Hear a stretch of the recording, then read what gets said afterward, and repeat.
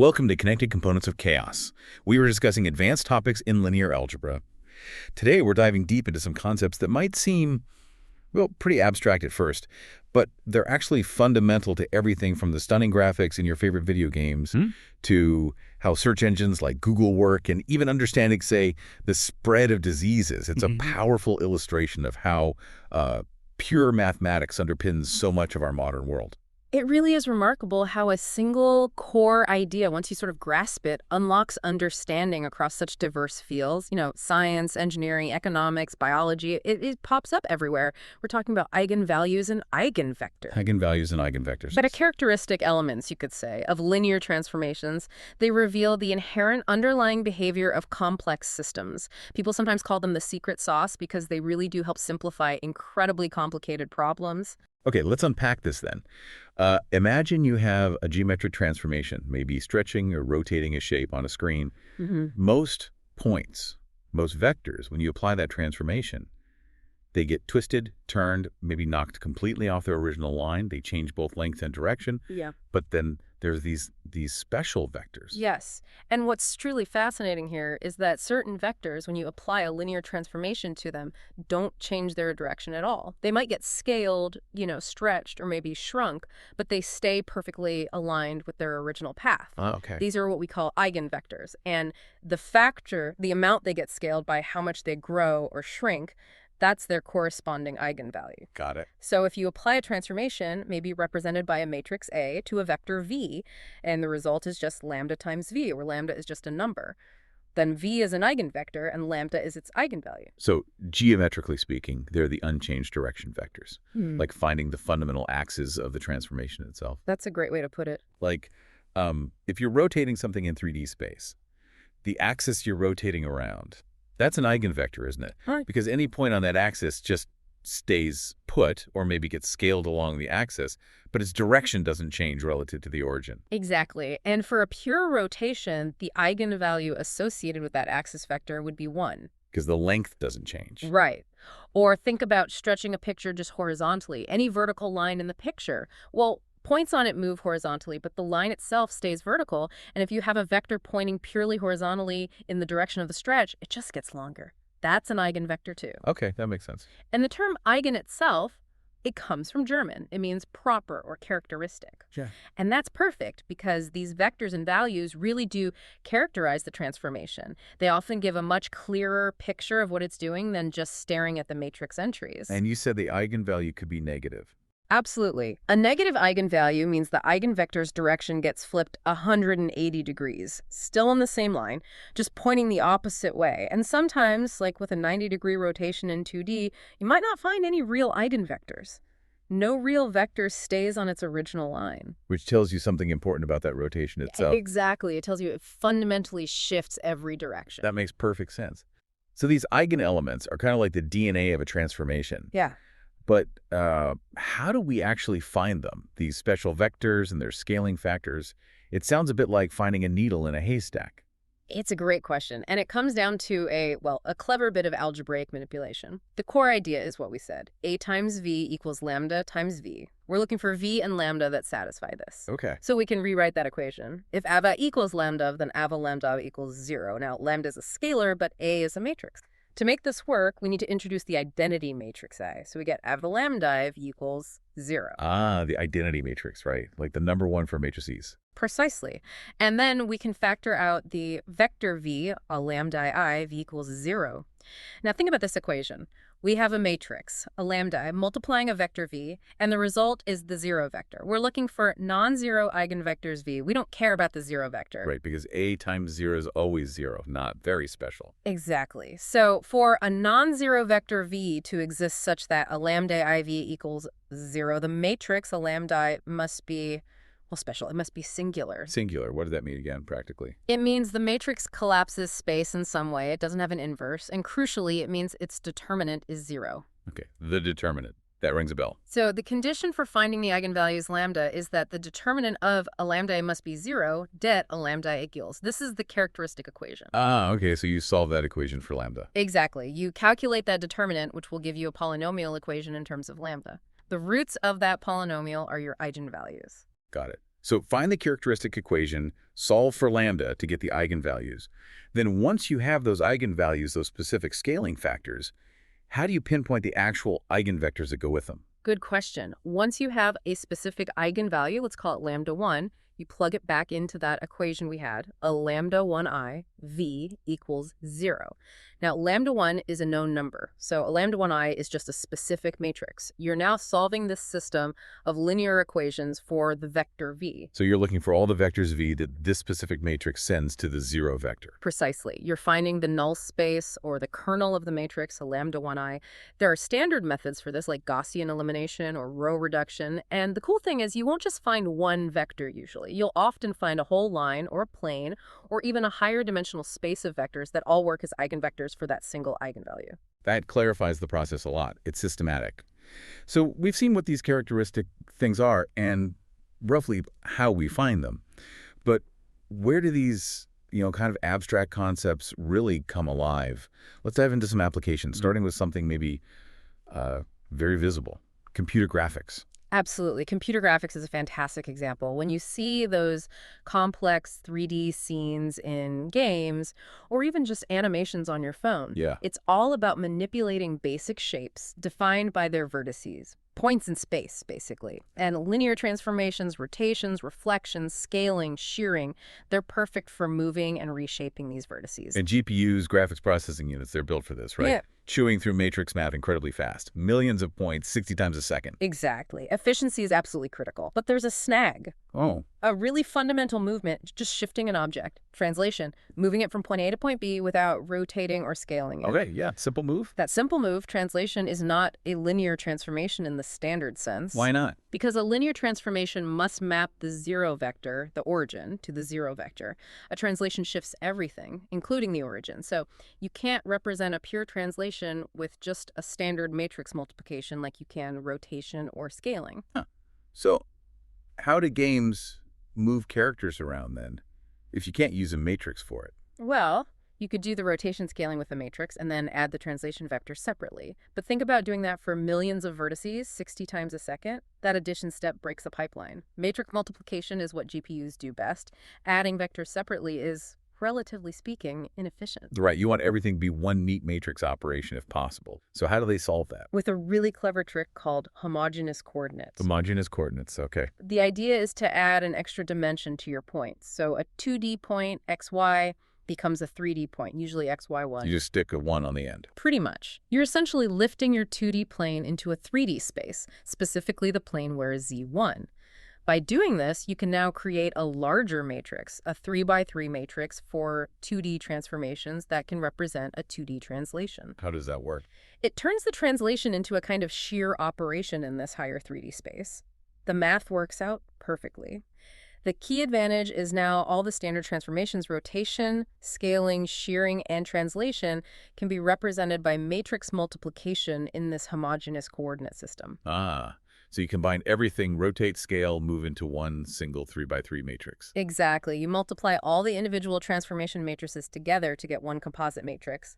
Then you apply that one matrix to all your vertices. That's incredibly efficient for a GPU. Wow. That's Yeah. actually really elegant. Using an extra dimension to make translation linear. It's foundational for modern computer graphics. Without it, real-time 3D wouldn't be nearly as feasible. Okay, so that's manipulating objects in space. Yeah. But what about modeling how things change over time, like predicting populations or disease spread or even how people click around on the web? Right. That's where linear algebra comes in again, with something called discrete dynamical systems. The idea is you have a state vector, let's call it x, that describes the system at a particular time step, t. Maybe it holds population numbers or probabilities. Okay. And if the way the system changes from one step, t1, to the next step, t, can be described by multiplying by a constant matrix A, then you have the equation xt equals a xt1. The next state is just the matrix A times the previous state. Exactly. Which means if you want to know the state after, say, n steps, starting from an initial state x0, it's just xn equals a x0, which is an x0. You just apply the matrix n times. All right, Okay, now, give me an example. let's take an infectious disease model, a simple one like SIRS, susceptible, infectious, recovered, susceptible again. Your state vector xt could hold the percentage of the population in each category at week t. Okay, 3 numbers adding up to 100%. Right. And the matrix A would describe how people move between categories each week. Maybe 5% of susceptible become infectious, 20% of infectious recover, 15% of recovered lose immunity and become susceptible again. The rest stay put. These percentages form the entries of your matrix A. And if you want to know the distribution after 50 weeks, You calculate A to the power of 50 and multiply it by your initial population distribution vector xity. That predicts the state far into the future. fascinating. Or think about web navigation. This is the core idea behind Google's original PageRank algorithm. Here, the state vector represents the probability that a random web surfer is on a particular page at a given time. The matrix A is built from the web's link structure. And entry A might be the probability of clicking a link from page J to page I. So the matrix encodes the entire link map of the web in a probabilistic way. Essentially, yes. And applying this matrix A repeatedly simulates the random surfer clicking through links over time. What PageRank was interested in was the long-term probability. Where does the surfer tend to end up after many, many clicks? The steady state. Exactly. And here's the critical link back to our main topic. The ultimate behavior of these systems, whether it's the disease reaching an equilibrium or the web pages settling into a stable popularity ranking, is governed by the largest eigenvalue of that matrix A and its corresponding eigenvector.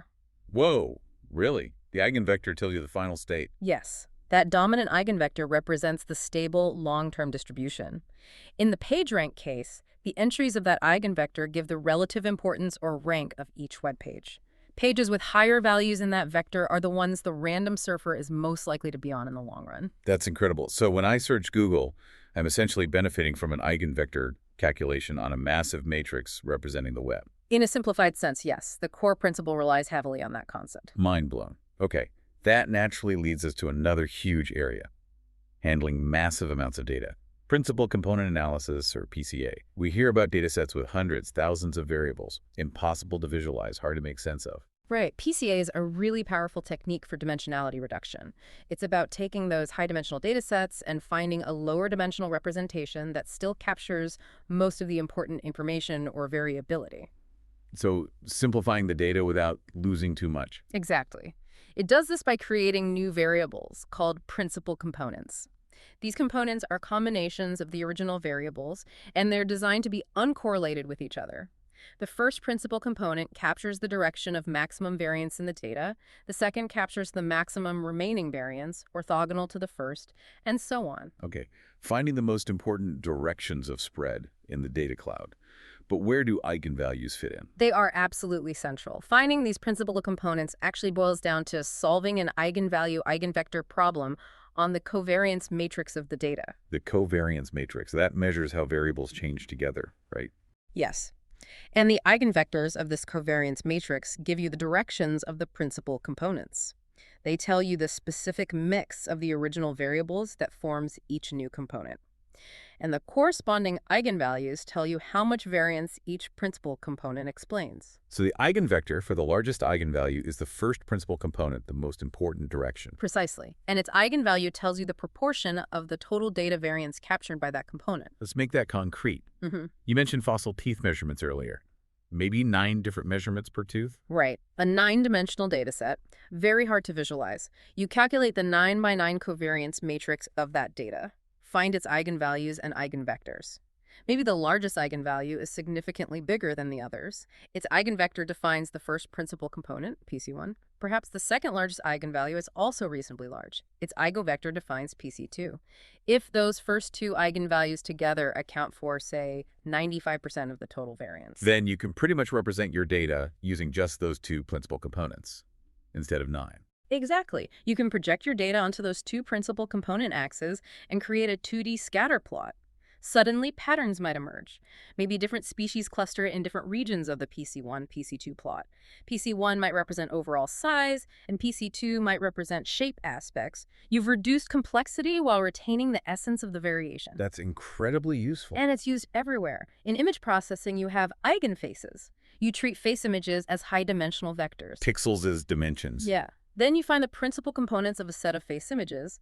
These eigenfaces capture the most significant ways faces vary lighting, expression features. They're used in facial recognition systems. Similarly, eigenvoices in speech recognition capture variations in pronunciation. PCA helps systems understand different accents and speakers. Wow. eigenfaces, eigenvoices. It's all eigenvectors. It's all about finding those characteristic patterns of variation in complex data. Okay, this brings up a really interesting point. What if you have enough of these eigenvectors, enough to span your whole vector space? Like if you're in 3D space and you find 3 independent eigenvectors. Ah, yes. If you can find a full set of linearly independent eigenvectors for your transformation matrix A, enough to form a basis for the space, then something truly wonderful happens. A basis means you can write any vector as a combination of these eigenvectors, huh? Exactly. If you can do that, it means you can change your coordinate system.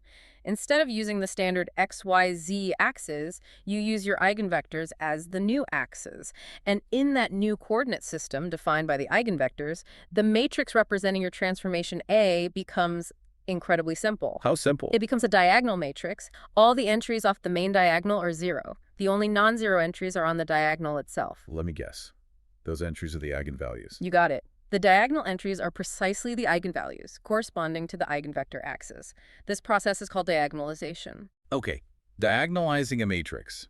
Why is that so great? What's the big advantage of a diagonal matrix? The advantage is massive, especially computationally.